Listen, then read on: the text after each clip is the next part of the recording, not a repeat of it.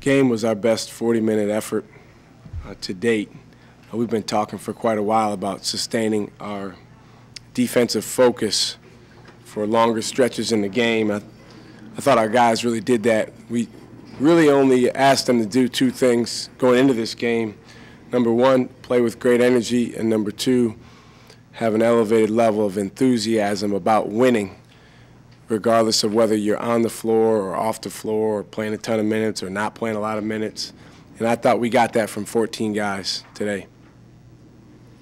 Questions for Coach Smart? Was it your defense that was so good, or was it just their shooting was so bad, or a combination? Is the glass half empty or is it half full, Tim? No, it's Well, it's hard to say. yeah, I thought our defense was terrific. You know, they certainly had some looks that maybe on other days they would have knocked down, but I thought our guys had a lot to do with it. I told Larry after the game that the thing that I was most proud of was the defense that he played around the basket for all the 20 minutes that he was in there. I thought, when he's playing like that on defense, it makes us such a better team. It was something you don't really notice in the stat sheet outside of the 5 blocks, but I thought it was a masterful performance defensively from him. Keeping with defense, you guys forced 28 turnovers.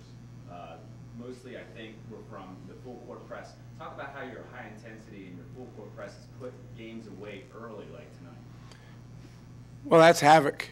That's how we want to play. And we had forced 15 turnovers at halftime. I said, guys, let's get 15 more. And we nearly did. Probably would have if we'd have kept pressing. But that's how we want to play. And, the reality is when our guys want to press with incredible energy, we can be very good in it. If we want to press with 75% energy, we're not going to be very good in it. So it's their decision, and it's our job as coaches to try to motivate them to do that. And today, fortunately, that they were pretty motivated. How much did it help to see the reserves play to see how you'll be able to use them maybe later in the season since you are a pressing team and play with a lot of energy? Well, it was great. Anytime you can get everyone in there, I really think all of our guys,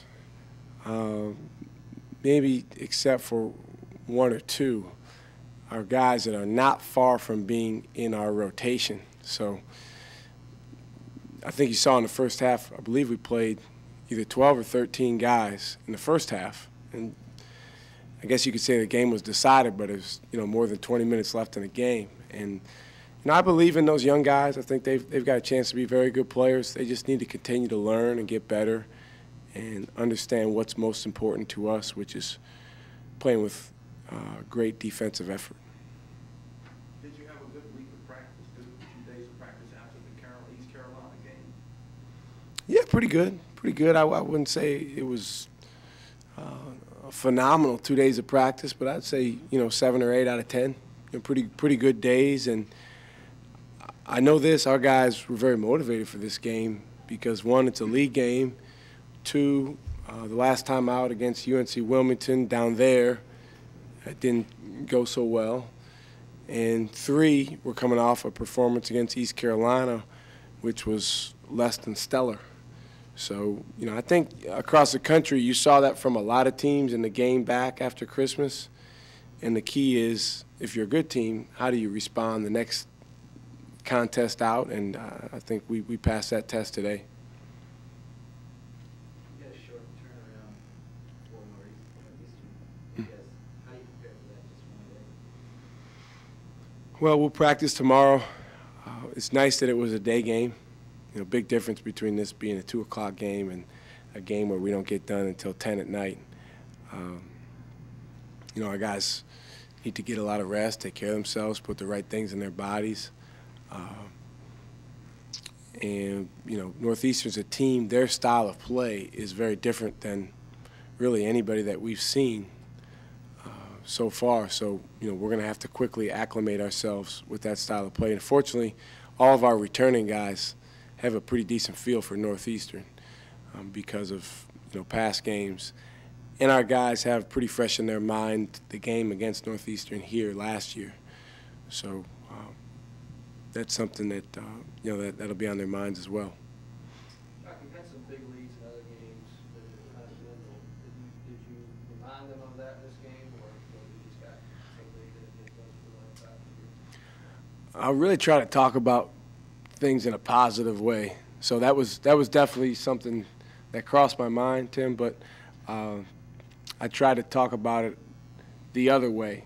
And, you know, let's extend this lead. Let's you know, finish this game.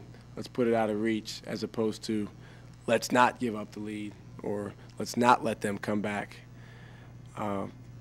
That's what's called an avoidance goal.